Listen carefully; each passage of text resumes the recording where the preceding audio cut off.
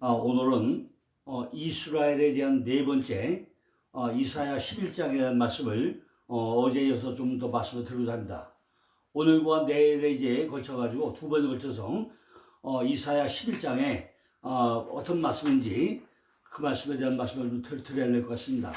왜냐면요, 우리가 이사야 11장 15절에 여호와께서 애굽의 해골을 말리우시고 손을 유브라데 하수 위에 흔들어 뜨거운 바람을 일으켜서 그 하수를 쳐서 일곱 갈래로 남아 시신고 건너가는 사람만이 남은 백성이 된다고 말씀드렸죠.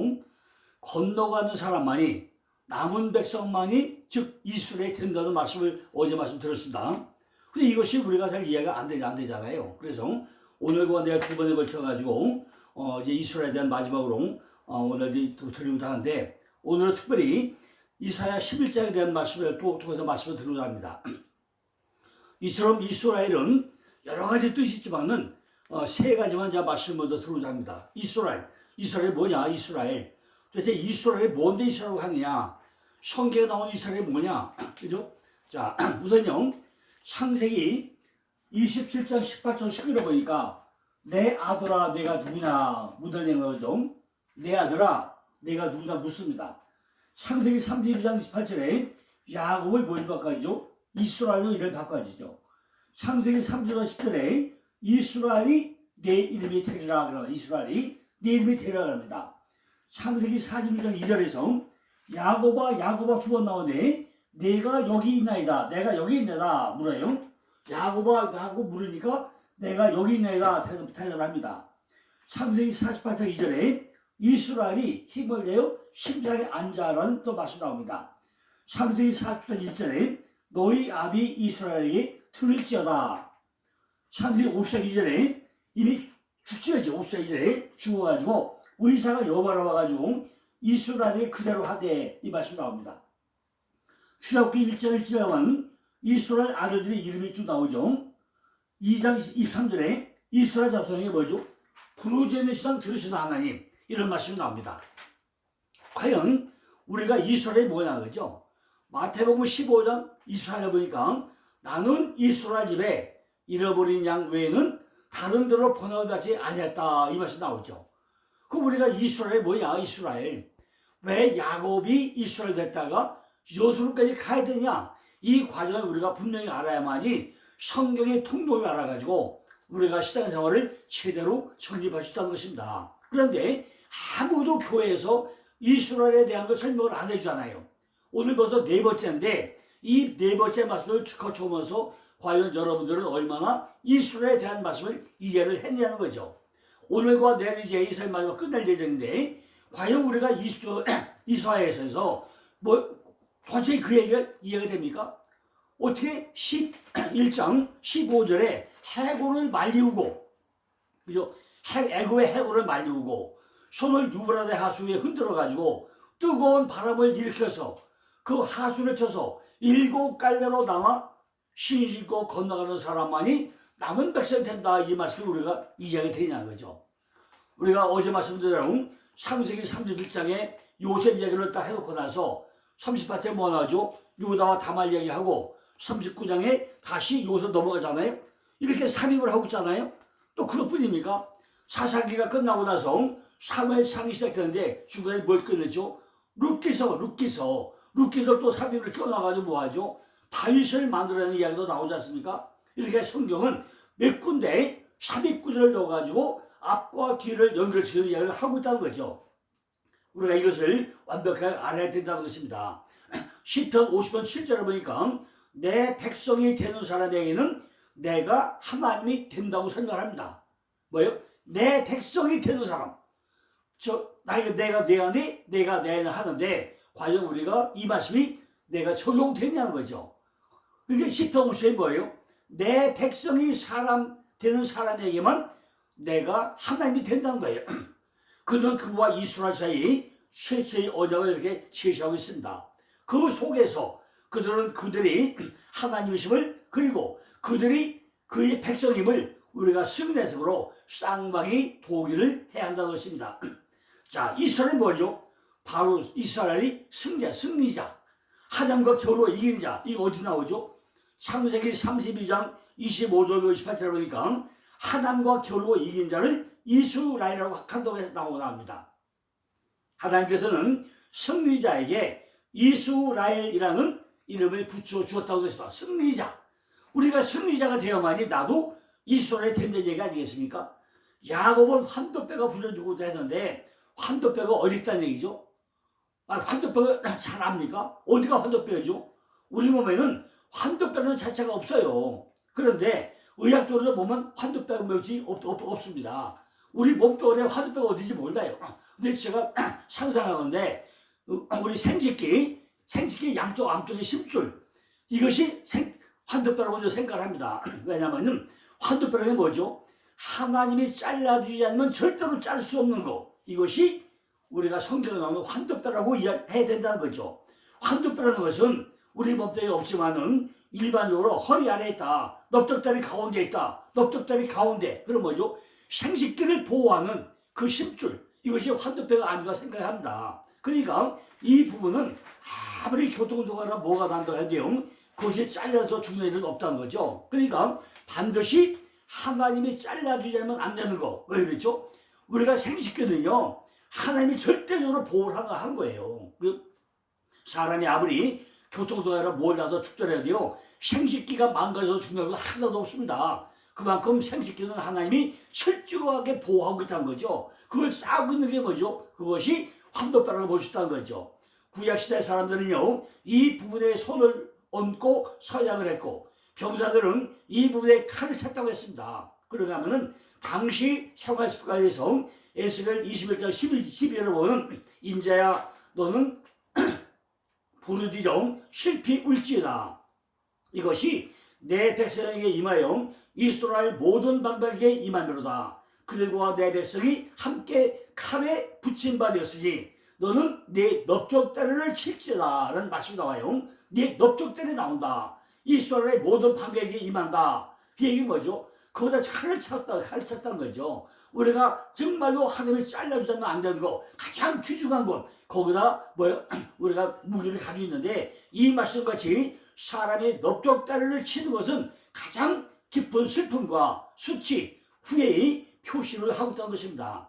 한마디로 환도뼈는요. 그 사람이 먹고 사는 직업과 삶, 그 사람의 신분과 명예 이걸 상징하는 것이 환도뼈라는 것입니다. 하나님이 잘라주면 안 되는 것, 가장 귀중한 것 이것이 바로 환도뼈라는 것입니다. 출애굽기 29장 17절 보니까 너는 그 흔든 요제물 곧 아론과 그 아들들이 네 음식 수양의 가슴과 넓적다리를 거룩하게 하라고 나오죠. 넓적다리. 민수기 6장 19절 20절 보니까 자기 몸을 구별한 나시린이 그 머리털을 민 후에 제사장의 삶은 수양의 어깨와 광주리 가운데 무교병 하나와 무교병 하나를 취하여 나시린의 두 손을 두고 여호와 앞에 요제를 흔들 것이며 그것과 흔든 가슴과 등 넓적다리는 선물이라 다 제사장에게 돌릴 것이나 그 후에는 나시린이 포도를 마실 수 있느라 나옵니다. 야곱의 사건은 이미 위에 제사 방법을 통해 가지고 얘기했던 것이었고 실제적인 적용을 보여주신 예에 불과하다는 것입니다. 그러면 이 말씀의 영적 뜻이 뭐냐는 거죠. 그죠? 왜 제사장들이 이렇게 그죠? 넓적다리 선물 이걸 표시하고 있냐는 거죠. 야곱의 사건은 이 위의 방법을 다 얘기하고 있는데 이것이 어떤 내용이냐는 거죠. 이것은 바로 하나님 앞에 쓰임받고자 하는 사람은 자신의 가장 강한 부분을 하나님 앞에 내려놓아야 한다는 것을 설명하고 있는 내용입니다. 그것이 우리의 고집일 수도 있고 자존심일 수도 있고 세상 명예와 권력과 부를 취하게만을 인생의 목표로 삼는 그런 것일 수도 있고 자식일 수도 있고 여러 가지 방법이 있다는 거죠. 수단과 방법을 가리지 않는 세상의 처세일 수도 있고 세상 학문과 헛된 우상과 철학일 수도 있고 여러 가지 우리가 뭐를 가장 추적을 생각하냐 이걸 전부 다 이걸 뭐예요? 예를 들어가지고 환도뼈라고 이렇게 설명하고 있다는 것입니다. 무엇보다도 자신의 생명을 위해 가지고 가족을 두 대로 나눠 가지고 앞에 보다놓고 자신의 위험에 처하게 되면 도망치려고 했던 야곱의 생명을 주님께 맡기라는 사인이었다고 볼 수 있습니다. 그죠? 얼마나 야곱이 약하겠습니까? 약복강도 환덕도 빌려고 나서 쩔뚝바라가 되고 나서 형을 만나러 가는데 지팡이 짚고 쩔뚝쩔뚝하고 가니까 형이 보고서 얼마나 야 저거 다 죽었구나 얼마나 했으면 쩔뚝바라 됐을까 안타깝게 생각하고 오는 이런 모습이 누구예요? 야구의 모습 아니었습니까? 히브리서 12장 8절에 보니까 징계는 다 받는 것이오늘 너에게 없으면 사생자요 참 아들이 아니라는 말씀과 같이 일맥상통하는 그런 내용이라는 것입니다. 야곱이 환도뼈를 치매 저렇다고 했죠. 쫀뚝바라가 되었다고 했습니다. 이것은 하나님께서 나에게서 가장 시급하게 잘라져야 할 가장 귀중한 부분 그걸 잘라버렸다는 것입니다. 뼈라고 표현하여 잘라지는 표정이 나타나는데 여기는 뭐라고 했대요? 환도뼈라고 설명했다. 환도뼈. 그죠? 왜 환도뼈로 했냐는 거죠. 뼈가 어디 있다는 거죠. 가장 중요한 것이 아니고 결국은 내가 너에게 표적을 드러냈다는 거예요. 너에게 있어가지고 가장 죽지 않는 네가 가장 아끼고 있는 내가 잘라주면 안 되는 거 그것이 사람마다 다 다르게 사람 안에 다 가지고 있다는 것입니다. 전부 다 사람마다 가지고 있는 땡고집, 옹고집 뭔가 하나님이 잘려주면 안 되는 거 그런 것들이 자기 안에는 환도뼈라는 것입니다.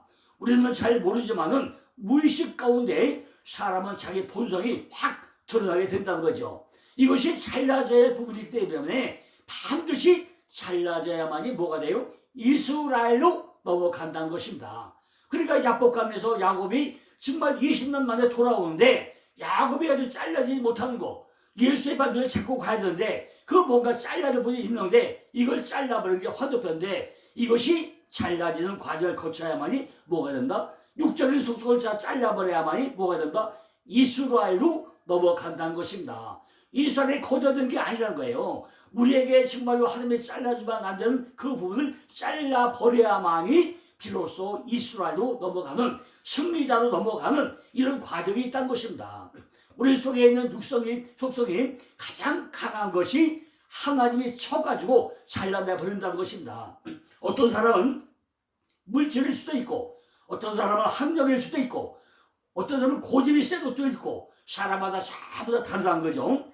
야곱에게는 그것이 쳐내지 않으면 에사와의 상공이 이루어질 수 없기 때문에 그것을 하나님이 쳐내가지고 잘라버리더라는 것입니다. 내가 살아있다면 에사와의 만남이 어떻게 되겠습니까? 야곱의 육적이 살았으면 어떻게 되겠다는 거죠. 형은 지금 그 잠자코 축복 때문에 동생을 오면 죽이려고 펴주고 있는데 그러면 되겠습니까? 그러니까 가장 강한 부분을 잘라버려가지고 가장 연약한 데를 만들어가지고 형제대에 갔을 때 뭔가 사건을 만들어내는 것이 하나님이라는 것입니다. 내가 잘라버리니까 뭐가 돼요? 바로 이스라엘 하나님과 겨루 이인자가 된다는 것입니다. 반드시 내 안에서 전쟁이 일어나고 있다는 것입니다. 이걸 쳐버렸기 때문에 평안이 만나게 된다는 것입니다. 내가 살아있으면 에서와의 상공에서 분란이 일어날 수밖에 없다는 것입니다. 야곱은 지금 많이 겁이 났잖아요. 에서와 만나면 무슨 일이 일어날까 염려하고 걱정하는데 하나님께서 그걸 쳐버리니까 에서를 만나서 입맞추는 사건이 벌어지더라는 것입니다. 이미 쩔뚝바라가 되어가지고 걸어오는 야곱을 보니까 400명이 군을 내리고 십자가를 들고 오는 그 에서가 마음이 확 바뀌어버렸다는 것입니다. 그죠? 이미 에서는 뭘 들고 가요? 400명의 군수다 다 하고 십자가를 들고 하고는 거예요. 이미 에서는 완벽하게 준비된 자가 되었다는 것이죠. 출애굽기 19장 4절 보니까 나이 애굽 사람에게 어떻게 행하십니까? 내가 어떻게 독수리 날개를 너에게 업어가지고 내게로 인도했음을 내가 보았느라 설명 나오죠. 하나님은 그들을 일으켜 세우시고 그들의 박해자와 압제자들에게 원수를 갚아주셨다는 것입니다. 이스라엘의 명예와 이익을 위해 가지고 얼마나 무수한 생명이 시작되는가 우리에게 보여주고 있다는 것입니다. 하나님께서는 비할 데 없는 은총과 사랑을 우리에게 베풀어주고 있다는 것입니다. 이 말의 뜻은 나는 알지 못하지만은 하나님께서 쳐서 표적으로 드러냈으면 내가 한 것이 아니라 하나님께서 하신 것이고 내가 꺾지 않으면 반드시 하나님께서 꺾어버린다는 그걸 우리가 알아야 된다는 것입니다.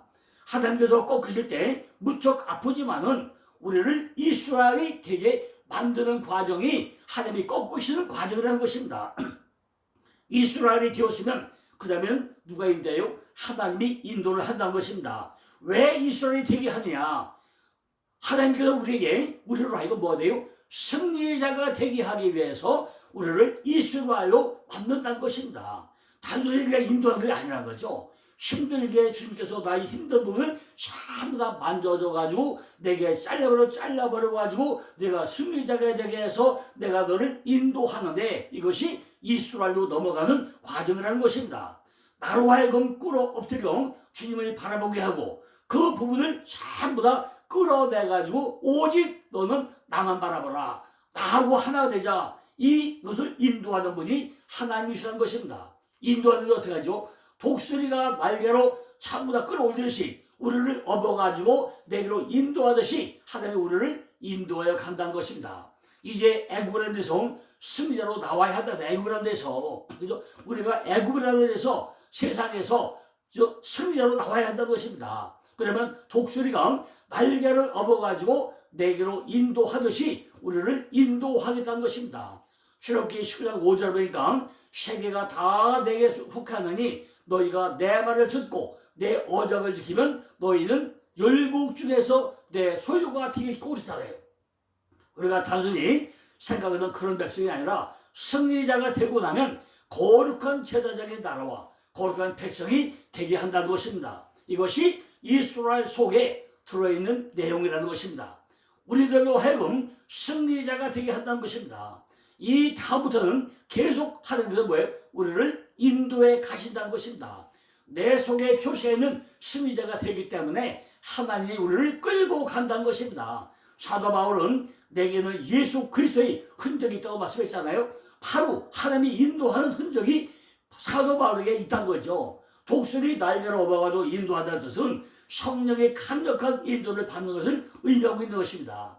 우리는 매 순간 성령의 기름 부음을 느끼는 사람에게는 하나님의 독수리 날개를 업어가지고 인도한 것 같이 우리도 업어서 인도한다는 것입니다. 이걸 강하게 흘려가지고 인도하는 사람이 있는가 하면 지식으로 받는 사람도 있다는 거죠. 우리들이 성령의 인도를 받으면 그 다음에 무엇을 드려야 한다는 거죠? 영광을 돌려드려야 한다는 것입니다. 이것이 결국에는 하나님이 구속된 백성이라는 것입니다. 구속한 후에 주만 바라보아야 한다는 것입니다. 오직 주만 바라보아야 한다는 거예요. 그죠? 하나님께서 우리들에게 예배를 받으려고 한다는 것입니다. 하나님이 우리를 영적 이스라엘로 만드는 이유가 거기 있다는 것입니다. 우리에게 영적 예배를 받기 위해서 하나님은 우리를 이스라엘로 만들어낸다는 것입니다. 예배 속에는 많은 내용들이 포함되어 있죠. 감사와 찬양과 영광과 기쁨이 포함되어 있고 이것이 이스라엘 속에 전부 다 포함되어 있다는 것입니다. 이것이 풀어져야 이사야 말씀이 풀어진다는 것입니다. 그렇지 않으면 이사야서의 이스라엘이 풀어지를 절대로 않는다는 것입니다. 여러분 다시 한번 찾아보세요. 이사야 11장 5절 15절부터 16절이 어떤 내용인가. 이사야 11장 내용을 잘 보세요. 이사야 11장이 어떤 내용이죠? 이사야 11장은요 정말 대단히 중요한 내용입니다. 그런데 그 중에 뭐죠? 가다가 엉뚱하게 이사야 11장 15절 10절을 설명하는 내용이 어떤 내용인가 정확히 찾아보시라고 계획입니다. 출애굽기 3장 12절 보니까 하나님이 가라사대 내가 청령 너와 함께 있으라. 내가 백성을 애굽에서 인도해내니 너희가 이 산에서 하나님을 섬기리니 이것이 내가 너를 보낸 증거라 그러죠. 하나님께서 너를 보낸 증거가 뭐라고 한다는 거죠?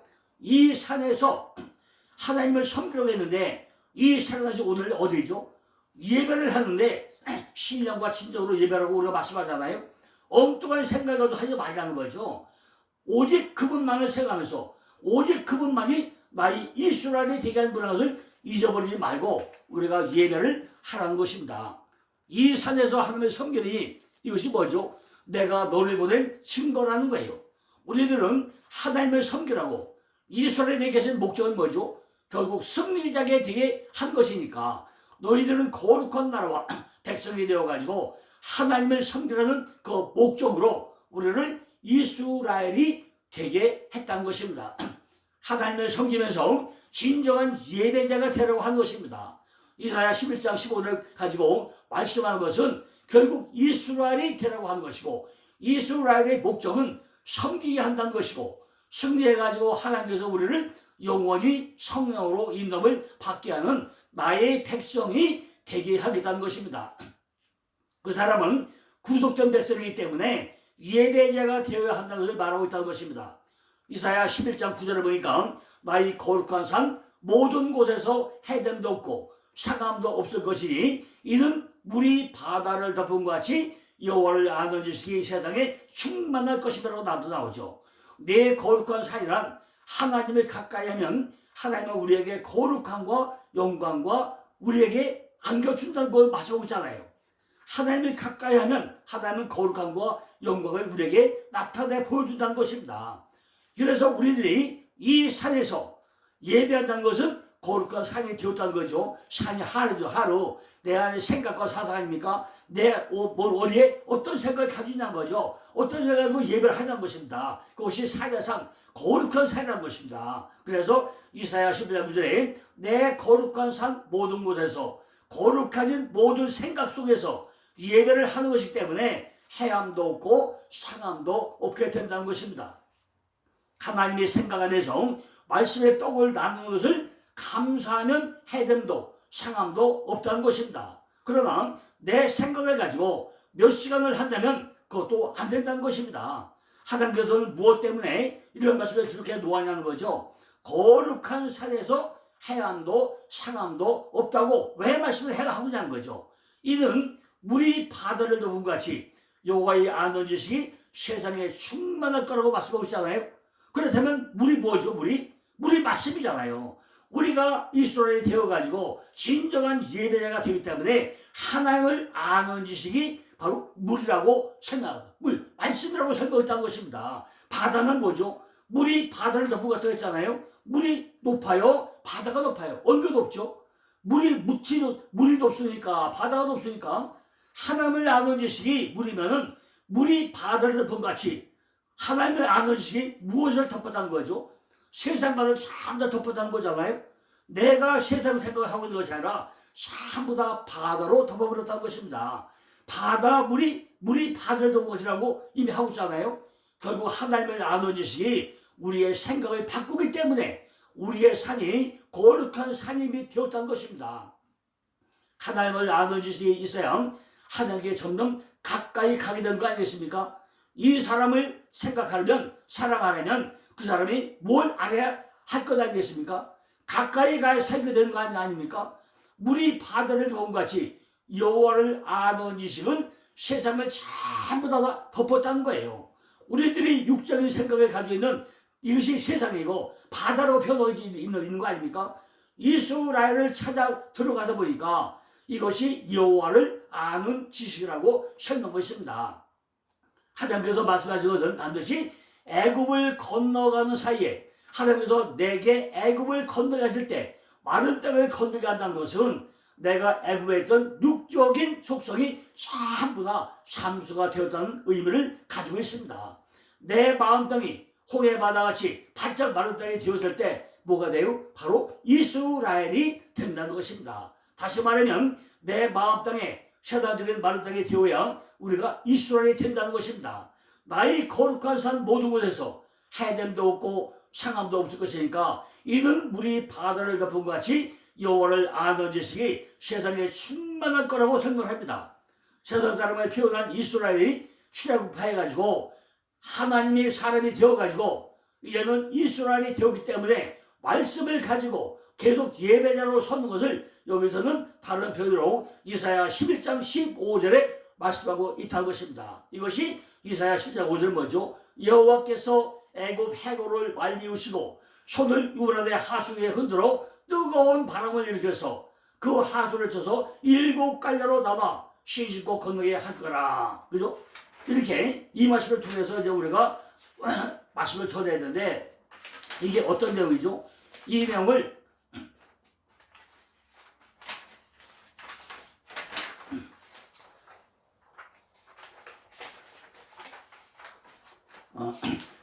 내일 하루도 해야 되겠네요.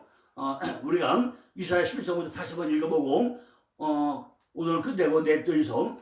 내일은 그럼 말리운다는 그냥 말리운다는 거. 말리운다는 게 뭐냐? 뜨거운 바람이 뭐냐? 신을 지고 걷는 게 뭐냐? 요거는 내일 교섭도 이어서 설명을 해야 될 것 같습니다. 자, 오늘 이사야 11장 15절 보니까 여호와께서 애굽 해골을 말리우시고 손을 유브라데 하수에 흔들어 뜨거운 바람을 일으켜서 그 하수를 쳐서 여러 갈래로 나눠 신짓고 건너게 할 거라. 이 말씀을 내리게 말리우시는 게 뭔가, 뜨거운 바람이 뭔가, 신어지고 건너가는 이유가 뭔가, 이거는 내일 이어서 또 말씀을 드리겠습니다. 감사합니다.